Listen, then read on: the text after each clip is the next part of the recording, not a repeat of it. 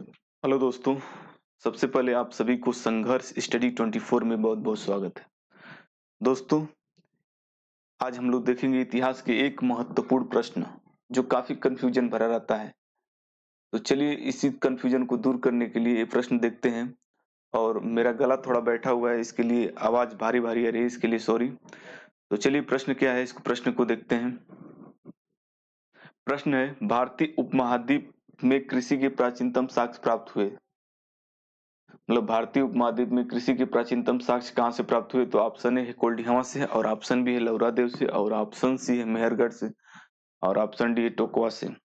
तो भारतीय उपमहाद्वीप में कृषि के प्राचीनतम साक्ष्य जो प्राप्त हुए हैं नवीनतम खोज के आधार पर, तो ये लौरादेव मिला है।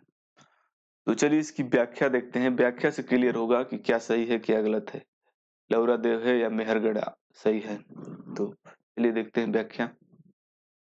तो नवीनतम खोज के आधार पर भारतीय उपमहाद्वीप में प्राचीनतम साक्ष्य वाला स्थल उत्तर प्रदेश के संत कबीर नगर जिले में स्थित लौरादेव है। यह 9000 ईस्वी पूर्व से 7000 ईस्वी पूर्व तक के बीच में चावल के साक्ष्य प्राप्त हुए हैं।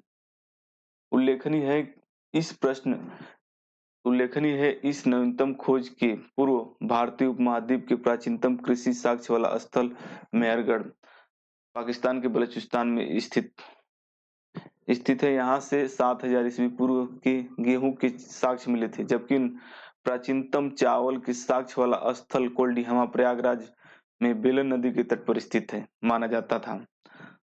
उपर्युक्त संदर्भ में अब यदि लौरादेव रहता है तो उपर्युक्त विकल्प में वही सही होगा, लौरादेव यानी लौरादेव सही होगा, परंतु लौरादेव विकल्प में नहीं होने की स्थिति में मेहरगढ़ सही होगा। देखते हैं, अगर इस विकल्प में लौरादेव रहता है तो लौरादेव सही रहेगा। अगर इस विकल्प में लौरादेव नहीं रहता है तो मेहरगढ़ सही होगा। अगर विकल्प में लौरादेव रहेगा तो लौरादेव सही रहेगा, अगर लौरादेव नहीं रहेगा तो मेहरगढ़ सही होगा। तो चलिए ये क्लियर हो गया। भारतीय उपमहाद्वीप के कृषि के प्राचीनतम साक्ष्य प्राप्त हुए थे लौरादेव से।